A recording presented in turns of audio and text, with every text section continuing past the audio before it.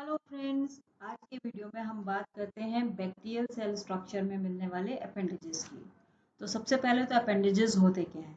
Appendages वो structure हैं जो बैक्टीरिया को लोकोमोशन में हेल्प करते हैं, माने एक जगह से दूसरी जगह जाने में हेल्प करते हैं, या इनको किसी सरफेस पर एडहेयर कराने में हेल्प करते हैं, या फूड को कैप्चर करने में हेल्प करते हैं। तो इस टाइप के जो स्ट्रक्चर्स मिलते हैं उनको हम अपेंडेजेस कहते हैं।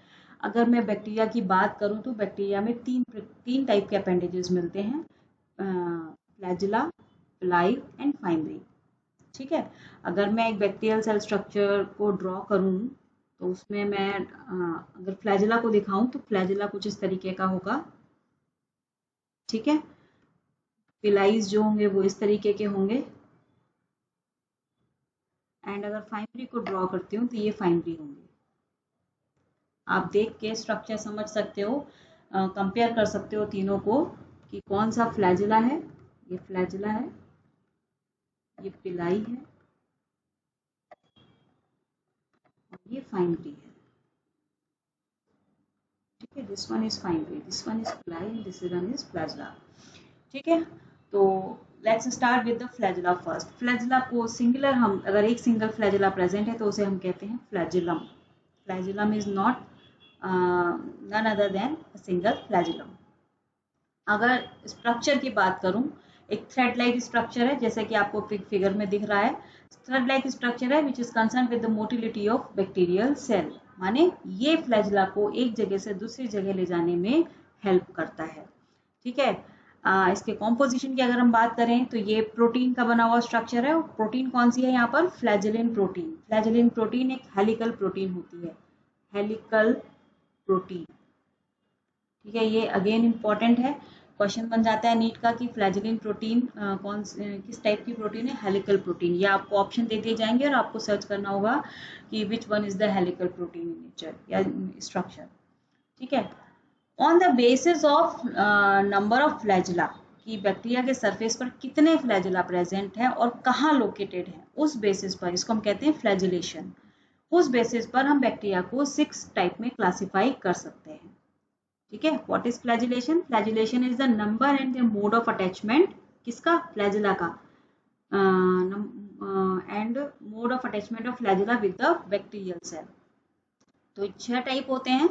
क्या है ये टाइप्स और कैसे हम डिफाइन करेंगे इसको? सबसे पहले ए ट्राइकस। ए मीन्स होता है एब्सेंट, ट्राइकस मीन्स फ्लैजिला, माने atrichous means no flagella, no flagella. यानी कि बैक्टीरियल सेल कैसी होगी? इस टाइप की। और इसका एग्जाम्पल है आपका लैक्टोबैसिलस। लैक्टोबैसिलस नाम सुना होगा आपने। लैक्टोबैसिलस वो बैक्टीरिया है जो मिल्क को कर्ड में कन्वर्ट करने के काम आता है, फर्मेंट करने के काम आता है। ठीक है। Next one is monotrichous. ट्राइकस again flagella, mono means एक, यानी कि bacteria with one flagellum, with one flagellum. ठीक है। अगर स्ट्रक्चर बनाए तो लाइक ये। ठीक है। और इसका एग्जाम्पल होगा वाइब्रियो कोलेरी, जो कॉमा शेप बैक्टीरिया होते हैं। ठीक है। Next is cephalotrichous. Cephalotrichous, trichous again bacteria, flagella. Cephalo means bunch of flagella at one end, bunch of flagella at one end। माने अगर मैं फिगर ड्रॉ करती हूँ तो ये बैक्टीरियम है और ये एक बंच है फ्लैजिला का, एक सिंगल एंड पर। ठीक है। और इसका एग्जाम्पल होगा स्यूडोमोनास फ्लोरेसेंस। स्यूडोमोनास एक ही नाम है, ये नीचे लिख रही हूं मैं, fluorescence.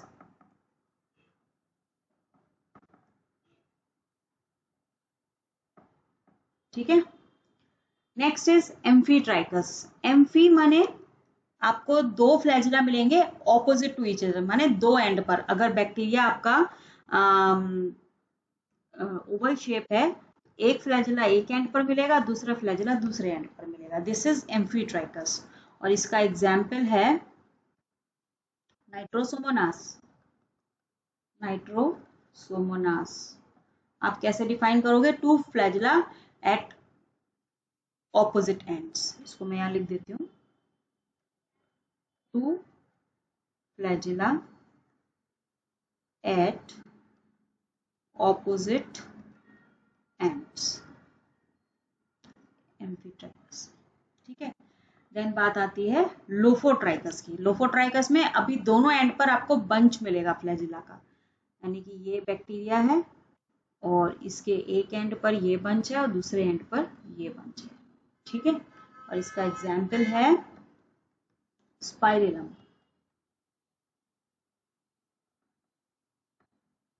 bunch of flagella at 2 ends। ठीक है। Next is peritrichous. Peritrichous means, peri means और पेरी वर्ड जो है पेरीफ्री से आया, यानी कि पूरे बैक्टीरिया के सरफेस पर हमें फ्लैजिला डिस्ट्रीब्यूटेड मिलेंगे like this. This is peritrichous. ठीक है। और इसका एग्जाम्पल है ई कोलाई, ई कोलाई। और एक और एग्जाम्पल है साल्मोनेला टाइफी। ठीक है। तो ये बैक्टीरिया का क्लासिफिकेशन है on the basis of their flagellation. Clear. Now बात करते हैं फ्लैजिला के स्ट्रक्चर की। ये देखो, ये फ्लैजिला का एक स्ट्रक्चर यहाँ पर मैंने दिखाया है। अगर आप देखने से क्लियर है कि ये जो फ्लैजिला होता है, ये है फ्लैजिला, ये दिस वन, ये वाला जो पार्ट है ये फ्लैजिला है। ये प्लाज्मा मेम्ब्रेन से ऊपरी सतह पर अटैच नहीं है, ऊपरी लेयर पर अटैच नहीं है, ये अंदर एम्बेडेड रहता है। ये आप देखो, ये पूरी ये आपकी आउटर कवरिंग्स हैं। ठीक है, आउटर कवरिंग्स। और अगर आप ध्यान से देखेंगे तो ये जो आउटर कवरिंग है ये ग्राम नेगेटिव बैक्टीरिया की है। Gram negative bacteria. कैसे मैंने पहचाना ये ग्राम नेगेटिव बैक्टीरिया है? क्योंकि यहाँ पर ये एक आउटर मेम्ब्रेन मिल रही है, ठीक है, और साथ में ये प्लाज्मा मेम्ब्रेन, या इसको हम इनर मेम्ब्रेन भी कहते हैं। ठीक है, यहाँ पर 2 मेम्ब्रेन मिल रहे हैं। तो इससे पता चल रहा है ये कौन सा बैक्टीरिया है, ग्राम नेगेटिव बैक्टीरिया है।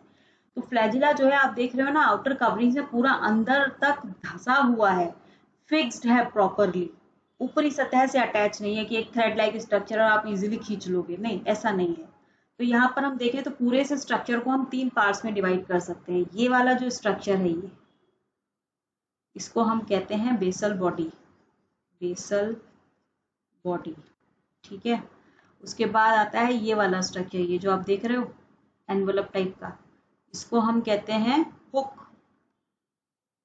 और बाद में ये जो स्ट्रक्चर ऊपर मैंने दिखाया ये है फिलामेंट, जो आपको बाहर से थ्रेड लाइक स्ट्रक्चर दिख रहा है।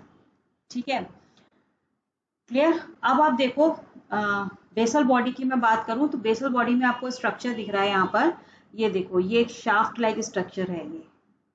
ठीक है, जिस पर ये बहुत सारे रिंग हैं, 1 2 3 और ये चौथा रिंग है यहाँ पे। ठीक है, ये 4 रिंग्स यहाँ पर दिख रहे हैं और ये बीच में शाफ्ट है। ये जो शाफ्ट मतलब बेसल बॉडी को मैंने 2 पार्ट्स में डिवाइड कर दिया, एक तो है इसमें शाफ्ट और दूसरे हैं इसमें रिंग्स। ठीक है, ये जो शाफ्ट होता है ना ये हॉलो होता है। मजे की बात है, इसका शाफ्ट हॉलो है, हुक भी हॉलो है। और क्यों हॉलो है? क्योंकि मैंने बताया था कि जो फ्लैजिला है, फ्लैजिला के जो कंपोनेंट्स है, मतलब जो प्रोटीन है, फ्लैजिलिन प्रोटीन, कहाँ सिंथेसाइज हो रही है? यहाँ पर साइटोप्लाज्म में। ठीक है, साइटोप्लाज्म, यहाँ पर ये कंपोनेंट्स बन रहे हैं और ये फ्लैजिलिन प्रोटीन के कंपोनेंट्स इस हॉलो ट्यूब से होते हुए, इस हुक से होते हुए यहाँ एक्यूमुलेट होते हैं। और एक्यूमुलेट भी कैसे होते हैं ये भी देख लो आप। ये अगर बैक्टीरिया का स्ट्रक्चर है तो फ्लैजिला की अगर फॉर्मेशन स्टार्ट हुई है तो ये फ्लैजिला है, इसके ये जो टिप है ये टिप ग्रोथ करते चले जाएगी ऊपर को, टिप पे अटैच होगा, ना कि बेस पे। बेस को तो खाली रखना है, जो भी मॉलिक्यूल यहाँ से गया, जो भी मॉलिक्यूल यहाँ से गया वो इस टिप पे अटैच हुआ, बेस को तो खाली ना, यहाँ से तो आगे ऐड होता चला जाएगा। तो ये टिप ग्रोथ ऊपर को बढ़ते चली जाती है। तो इस तरीके से फ्लैजिला एक्सटेंड होता है जब इसकी ग्रोथ हो रही होती है, इसका फॉर्मेशन हो रहा होता है। ठीक है, तो बताती हूँ मैं अभी, इसको पहले देख लेते हैं। फ्लैजिला के 3 पार्ट्स हो गए, बेसल बॉडी, हुक और फिलामेंट। बेसल बॉडी को अगेन हमने 2 पार्ट्स में डिवाइड किया, शाफ्ट एंड रिंग्स। शाफ्ट को मैंने बताया कि ये हॉलो होता है, हुक को मैंने बताया ये हॉलो होता है, और क्यों होता है ये भी मैंने बताया। अब रिंग्स की बात कर लेते हैं। ये जो स्ट्रक्चर है ये मैंने कहा कि ग्राम नेगेटिव बैक्टीरिया का है, और यहाँ पर कितने रिंग्स अवेलेबल हैं? 4 रिंग्स अवेलेबल हैं। ठीक है, तो मैं यहाँ लिख रही हूँ 4 रिंग्स इन ग्राम नेगेटिव बैक्टीरिया। ठीक है, और इनके जो नाम हैं चारों रिंग्स के, वो क्या क्या नाम है? पहली है एल रिंग, अभी मैं स्ट्रक्चर में दिखा देती हूँ। दूसरा है पी रिंग, तीसरी है एम रिंग, और चौथी है एस रिंग। ठीक है, यहाँ पर देख लेते हैं।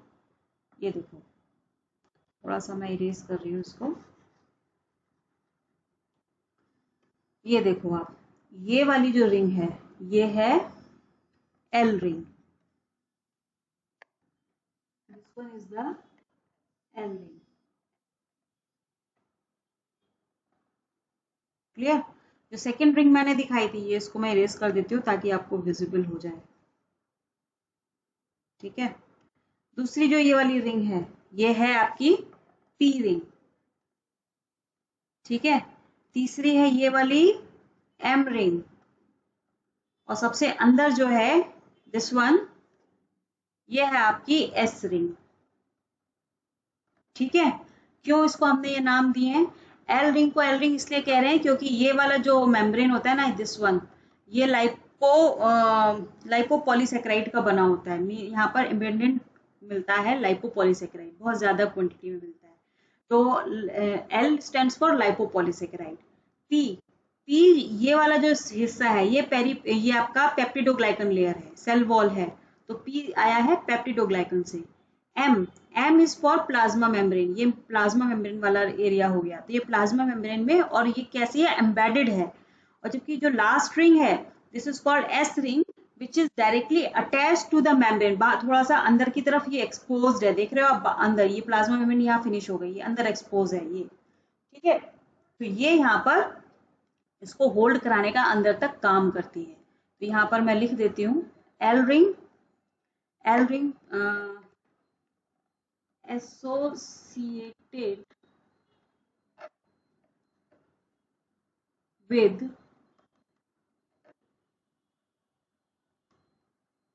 associated with lipopolysaccharides।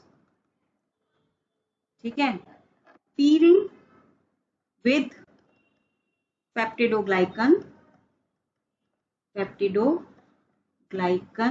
layer, then M ring with, या इसको मैं लिख सकती हूँ embedded in plasma membrane। और S ring जो है it is directly attached to the plasma membrane। ये इंपॉर्टेंट है, आपको थोड़ा सा डिटेल में पढ़ना पड़ेगा कि मैं ग्राम नेगेटिव बैक्टीरिया की बात कर रही हूँ, और यहाँ पर मुझे 4 रिंग्स देखने को मिल रहे हैं। फिगर देख लेते हैं फिर से। ये 4 रिंग्स हैं मेरे पास। एल रिंग सबसे बाहर की तरफ, देन पी रिंग जो पेप्टिडोग्लाइकन लेयर में है, देन एम रिंग जो प्लाज्मा मेम्ब्रेन में एम्बेडेड है, और एस रिंग जो प्लाज्मा मेम्ब्रेन से अटैच्ड है। समझ में आया? ये इसको कहेंगे, सॉरी, ये जो आपको नीचे दिख रहा है ना, ये है। और पी रिंग, एम रिंग देखोगे आप, ये अटैच्ड है। ठीक है, तो यहाँ पर ग्राम नेगेटिव बैक्टीरिया में मिलते हैं 4 रिंग्स। अब बात करते हैं ग्राम पॉजिटिव बैक्टीरिया की। तो ग्राम पॉजिटिव बैक्टीरिया में 2 रिंग्स मिलते हैं, 2 रिंग्स इन ग्राम पॉजिटिव बैक्टीरिया। और वो कौन से होते हैं जो 2 रिंग मिलते हैं? पहला है पी रिंग जो पेप्टिडोग्लाइकन लेयर में होता है, एसोसिएटेड विद पेप्टिडोग्लाइकन लेयर। ठीक है, और दूसरा होता है एम रिंग जो आपका एसोसिएटेड होता है एसोसिएटेड विथ प्लाज्मा मेम्ब्रेन। ठीक है, तो ग्राम पॉजिटिव बैक्टीरिया में 2 रिंग मिलते हैं। नाउ द क्वेश्चन इज, ऐसा क्यों कि ग्राम नेगेटिव बैक्टीरिया में 4 रिंग्स मिल रहे हैं और ग्राम पॉजिटिव में 2 रिंग्स मिल रहे हैं? उसका रीजन है इनके सेल वॉल के स्ट्रक्चर में। आप ये देखो, ये मैंने पहले भी बताया आपको जब मैं आउटर कवरिंग्स बता रही थी। ये ग्राम नेगेटिव बैक्टीरिया है, gram positive bacteria. Gram negative bacteria का अगर स्ट्रक्चर देखें तो पेप्टिडोग्लाइकन लेयर बहुत छोटी सी है इसमें, और जो आउटर मेम्ब्रेन है बहुत डेलिकेट है। ठीक है, जबकि ग्राम पॉजिटिव बैक्टीरिया में पेप्टिडोग्लाइकन लेयर बहुत थिक है और आउटर मेम्ब्रेन एब्सेंट है। यानी कि ग्राम नेगेटिव बैक्टीरिया में अगर मुझे इसको इनकॉर्ड कराना है, किसको, अगर मुझे फ्लैजिला अटैच कराना है, ठीक है, ठीक है, तो फ्लैजिला को मुझे अटैच कराने के लिए मुझे इन सारे लेयर से गुजरना पड़ेगा, और जिसमें ये डेलिकेट है, ये डेलिकेट है, और यही सिर्फ एक छोटी सी हार्ड लेयर है। तो मुझे यहाँ पर ज्यादा रिंग्स चाहिए इसको एनकॉर्ड कराने के लिए, इसमें फॉर्मली एनकॉर्ड कराने के लिए। जबकि ग्राम पॉजिटिव बैक्टीरिया में क्या कंडीशन है, यहाँ पर एक रिंग सफिशियंट है और यहाँ एक रिंग सफिशियंट है। ठीक है, यही एक वजह है जो मुझे समझ आती है कि ग्राम नेगेटिव बैक्टीरिया में हमें 4 रिंग्स की जरूरत पड़ती है, जबकि ग्राम पॉजिटिव बैक्टीरिया जहां पर सेल वॉल थिक है वहां पर हमें सिर्फ 2 रिंग्स की जरूरत होती है। आई होप ये क्वेश्चन क्लियर हो गया होगा आपको कि बेसल बॉडी में क्या स्ट्रक्चर है, कितने रिंग्स किस बैक्टीरिया में मिलते हैं। अब बात करते हैं कि फ्लैजिला मूव कैसे करता है, इसके मैकेनिज्म की अगर बात करें तो इसके बेस पर, फ्लैजिला के बेस पर यानी बेसल बॉडी के पास प्रोटीन से बनी हुई एक मशीनरी रहती है, यहाँ पे एक मोटर रहती है, motor made up of protein molecules, जो कि इसको हेल्प करती है फ्लैजिला को प्रोपेल कराने में। कैसे भाई, फ्लैजिला को या फिलामेंट को प्रोपेल कराने के लिए हमें एनर्जी चाहिए। एनर्जी कहाँ से मिलेगी, हमारे साइटोप्लाज्म में मिलता है प्रोटॉन ग्रेडियंट। हाँ, यहाँ पर प्रोटॉन का कंसंट्रेशन बहुत ज्यादा होता है, हाई प्रोटॉन कंसंट्रेशन। कहाँ पर, साइटोप्लाज्म में। जब ये प्रोटॉन निकल बाहर मूव कराए जाते हैं एक चैनल प्रोटीन के थ्रू, तो एनर्जी रिलीज होती है, और वो एनर्जी ये जो प्रोटीन्स होती हैं इसको पास ऑन करती हैं इस फिलामेंट को मूव कराने के लिए। तो बेसिकली क्या मैं कहना चाह रही हूँ कि एक इंजन है जो कि प्रोटीन का बना हुआ है, it is located at the base और फ्लैजिलम एनकोर पॉइंट, जहां पर फ्लैजिला प्लाज्मा मेम्ब्रेन से जुड़ रहा है उस जगह पर, on the inner cell membrane. ठीक है, this engine is powered by proton motive force, high concentration of proton set up by the cell's metabolism. मतलब मैंने कहा ना, साइटोप्लाज्म में हाई कंसंट्रेशन है प्रोटॉन की। अब ये प्रोटॉन जब बाहर निकलेंगे तो एनर्जी रिलीज करेंगे, और वही एनर्जी को इसे यूज कराना है फिलामेंट के मूवमेंट में। ठीक है, और मूवमेंट किस टाइप का होता है आपका फिलामेंट का, ये देखो आपका जो हुक है ना, हुक ये प्रोवाइड कराता है 360 डिग्री मूवमेंट, 360 डिग्री मूवमेंट, इसके बिना पॉसिबल नहीं है, ये हुक का काम है। ठीक है, तो कैसे होता है ये फिगर आप देख सकते हो यहाँ पर, क्लॉकवाइज और काउंटर क्लॉकवाइज। अगर क्लॉकवाइज रोटेशन है, ठीक है, तो होगी टम्बलिंग, जो फ्लैजिला है वो अलग अलग हो जाएंगे, स्प्रेड हो जाएंगे, और टम्बल समझते हो ना, बैक एंड फोर्थ मतलब फ्लोट करना, जिसको फ्लोटिंग कह सकते हैं। मूवमेंट नहीं होगा, फ्लोट करेगा बैक्टीरिया।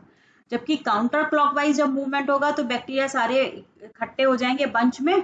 ठीक है, और ये रनिंग मूवमेंट को, माने ये आपका जो मूवमेंट है ये वाटर को इधर पुश करेगा और बैक्टीरियल सेल को इस डायरेक्शन में पुश करेगा, इस तरीके से रनिंग हो पाएगी। तो ये एक मैंने डायग्राम ये दिखा रखा है, जहां पर पहले ये रन हो रहा था, ठीक है, काउंटर क्लॉकवाइज मोशन, फिर रन होने के बाद बैक्टीरिया को फ्लोट करना था, स्टॉप करना था, तो टम्बल हो गया, क्लॉकवाइज मोशन रोटेशन स्टार्ट हो गया, अगेन वापस क्या हुआ, रन करना है, बैक्टीरिया दूसरी डायरेक्शन में और मतलब बंच बना लिए और काउंटर क्लॉकवाइज रोटेशन देके ये रन करने लगे। तो इस तरीके से बैक्टीरिया मूवमेंट करता है क्लॉकवाइज और counter clockwise, depending upon the situation, क्या नीड है एनवायरमेंट की, क्या डिमांड है। ठीक है, तो this is all about the structure of flagella and it's functioning.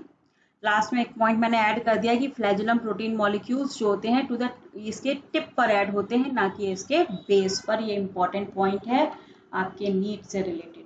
तो जितना कुछ भी मैंने बताया है बस इसी को ध्यान से सुनना है, समझना है और याद कर लेना है। क्वेश्चंस इसके बियॉन्ड नहीं आएगा आपके नीट में। अगर आपने इतना पढ़ लिया that is sufficient about the flagella. Now the next structure is pili.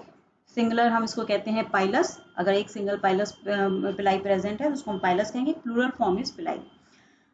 Again short tubular hollow structures होते हैं ये, पहली बात है ना। नॉन मोटाइल प्रोसेसेस है ऑन द सरफेस। कैसे मैंने बनाया था, ये बैक्टीरिया है और इसके सरफेस पे जो मैंने पिलाई बनाए थे ये कुछ इस तरीके के बनाए थे। ट्यूबुलर स्ट्रक्चर है, हॉलो ट्यूब्स होती हैं और इन ट्यूब से होकर के जेनेटिक मटेरियल एक बैक्टीरिया से दूसरे बैक्टीरिया में ट्रांसफर करवाया जाता है। And because of this reason genetic material को ये ट्रांसफर करवाते हैं, जिस प्रोसेस नोन एज कॉन्जुगेशन। और इन पिलाई को हम कहते हैं सेक्स पिलाई, जो सेक्सुअल रिप्रोडक्शन का एक पार्ट है ना, कि स्पर्म को आप अंदर मतलब एंटर करवा रहे हो बॉडी में, तो उसी से मिलता जुलता है यहाँ पर। ये जेनेटिक मटेरियल को एक सेल से, एक होती है डोनर सेल, ठीक है, और एक होती है रेसिपिएंट जिसके सरफेस पर पिलाई नहीं मिलेगा। तो ये पिलाई जो होते हैं ये इस पर पिलाई मिल रहा है, ये अटैच हो जाएगा और इसके अंदर से जेनेटिक मटेरियल जो है वो यहाँ से होता हुआ इस बैक्टीरियल सेल में एंटर कर जाएगा। This is the recipient, donor cell acceptor cell, ठीक है। और पिलाई का यही काम है, मेन काम इनका यही है। This is it is used in exchange of genetic material during conjugation. ये याद रखना है आपको, कॉन्जुगेशन की जो प्रोसेस होती है उसमें पिलाई जो होते हैं ये एक चैनल बना लेते हैं डोनर और रेसिपिएंट के बीच में, ठीक है। दूसरी जो इंपॉर्टेंट चीज है, ये केवल ग्राम नेगेटिव बैक्टीरिया में मिलते हैं, ग्राम पॉजिटिव बैक्टीरिया में ये नहीं मिलते हैं। This is again an important point. And last important point is, भाई कोई भी स्ट्रक्चर किसी भी ऑर्गेनिज्म में अगर शो हो रहा है तो उसका मैसेज कहाँ से आता है, जेनेटिक मटेरियल से। हमारे डीएनए में वो मैसेज इनकॉर्पोरेट है, तभी वो स्ट्रक्चर बन रहा है सेल में और ऊपर डिस्प्ले हो रहा है। तो पिलाई के केस में ये जो जीन्स होते हैं जो पिलाई को एक्सप्रेस करवाते हैं वो मिलते हैं बैक्टीरियल क्रोमोसोम में, मतलब न्यूक्लियोइड वाला जो स्ट्रक्चर है। यानी कि अगर ये बैक्टीरिया है तो इसका ये न्यूक्लियोइड हो, यहाँ पर ये पाइलस के जीन मिलेंगे। अगर मैं बना दूं तो ये, ठीक है, this is for pilus. Clear? तो ये एक इम्पॉर्टेंट अगेन दूसरा पॉइंट है कि इसके जीन कहाँ मिलते हैं, बैक्टीरियल क्रोमोसोम में मिलते हैं। Next structure is fimbriae. कैसा स्ट्रक्चर था, ब्रिसल लाइक स्ट्रक्चर है। जैसे कि मैंने बैक्टीरियल सेल बनाई तो इस पे बहुत से ब्रिसल्स, छोटे छोटे हेयर लाइक स्ट्रक्चर्स जो मिल रहे हैं पूरे बॉडी पे ये डिस्ट्रीब्यूटेड रहते हैं, इनको हम कहते हैं फाइमरी। और इनका काम है अटैचमेंट कराना। They provide attachment to the surfaces, to the food, और बैक्टीरिया से भी अटैच हो सकता है, कॉलोनीज बनाते हैं, तो उस केस में भी फाइमरी ही इनको कॉलोनीज बनाने में हेल्प करते हैं, ठीक है। फाइब्रिलिन प्रोटीन के ये बने हुए हैं, पाइलस बने हैं पिलीन प्रोटीन के, ठीक है, याद रखना, नाम से ही क्लियर है, पाइलस, पिलीन प्रोटीन, फाइब्रिलिन प्रोटीन के बने हुए हैं। और इनके जीन्स प्रेजेंट होते हैं प्लाज्मिड पर, ना कि बैक्टीरियल क्रोमोसोम पर। माने हमारा जो छोटा सा हमको यहाँ प्लाज्मिड जीन मिल रहा था ना, तो यहाँ पर इसके जीन मिलेंगे किसके, फाइमरी के, ना कि बैक्टीरियल क्रोमोसोम में। ये एक इम्पॉर्टेंट डिफरेंस है दोनों में। क्लियर? तो ये नीट के लिए भी इम्पॉर्टेंट क्वेश्चंस बनते हैं और क्लास 11th वालों के लिए भी डिफरेंस पूछ लिया जाता है। तो ये मैंने एक टेबल ऑलरेडी ड्रॉ करके रखी है, आप यहाँ से कॉपी कर सकते हैं, अपने नोट्स बना सकते हैं, वहां पर लिख सकते हैं, ठीक है। एक चीज बस याद रखना है, यहाँ पर जो मैंने ऊपर नहीं बताई है कि फाइमरी, जैसे मैंने कहा कि पूरी बॉडी पर डिस्ट्रीब्यूट रहते हैं, तो इनका नंबर कितना होता है, 200 to 300 पर सेल, जबकि पिलाई का नंबर क्या होता है, 1 to 10 पिलाई पर सेल, ठीक है। बाकी सब चीजें मैंने ऊपर डिस्कस की हैं। फाइमरी ग्राम पॉजिटिव ग्राम नेगेटिव दोनों ही तरह के बैक्टीरिया में मिलेंगे, जबकि पिलाई हमको सिर्फ ग्राम नेगेटिव बैक्टीरिया में ही देखने को मिलते हैं। हर बैक्टीरिया में पिलाई प्रेजेंट हो ये जरूरी नहीं है, लेकिन फाइमरी मिलेगा ही मिलेगा, ठीक है। तो this is all about the appendages of bacterial cell, जो कि डिफरेंट वर्क में इसको हेल्प करवाते हैं।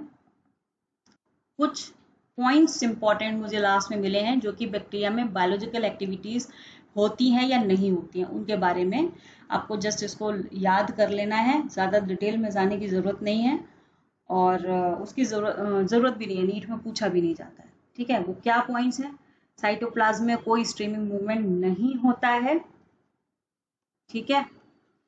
फेगोसाइटोसिस, पिनोसाइटोसिस, एक्सोसाइटोसिस, ये तीनों मैकेनिज्म जो प्लाज्मा मेम्ब्रेन से जुड़ी हुई हैं ये एब्सेंट होती हैं, और उसका रीजन क्या है? Presence of cell wall. Cell wall के वजह से इनकी मेम्ब्रेन इतनी फ्लेक्सिबल नहीं है कि वो फेगोसाइटोसिस या पिनोसाइटोसिस कर सके। Phagocytosis cell eating, pinocytosis cell drinking, ठीक है। तो सब्सटेंसेस अंदर कैसे आएंगे और कैसे बाहर जाएंगे? Through the plasma membrane. जो प्रोटीन्स लगे हैं, चैनल प्रोटीन्स हैं या पेरिफेरल प्रोटीन्स हैं, वही इन सब्सटेंसेस को अंदर लाने या बाहर ले जाने का काम करेंगे अकॉर्डिंग टू द डिमांड और रिक्वायरमेंट, ठीक है। Last, mitotic apparatus. जब सेल डिवीजन होता है तो कोई माइटोटिक एपरेटस नहीं बनता है, सिंपल बाइनरी फिशन होता है इनके डिवीजन में। जब रिप्रोडक्शन की बात करेंगे तो स्टार्टिंग से बताऊंगी मैं, उसमें डिटेल में डिस्कस करेंगे बाइनरी फिशन वगैरह क्या है, वहां पे आप समझना, ठीक है। तो यहाँ पर माइटोटिक एपरेटस की फॉर्मेशन नहीं होती। तो this is all about the structure of bacteria. जितना मुझे पता था या जो मैंने जो भी इंफॉर्मेशन गैदर किया वो मैंने आपके साथ शेयर किया है। इसके अलावा अगर कुछ बचता है जो मैंने शायद इंक्लूड ना किया हो या बाय मिस्टेक रह गया हो, आप बेझिझक मुझे कमेंट सेक्शन में पूछ सकते हैं। मेरी कांटेक्ट डिटेल्स डिस्क्रिप्शन बॉक्स में है, आप वहां से कांटेक्ट कर सकते हैं मुझे। तो मिलते हैं नेक्स्ट लेक्चर में, जहां हम बात करेंगे अब यूकैरियोटिक सेल्स की। Till then stay safe, stay healthy and keep studying. Good bye and thank you.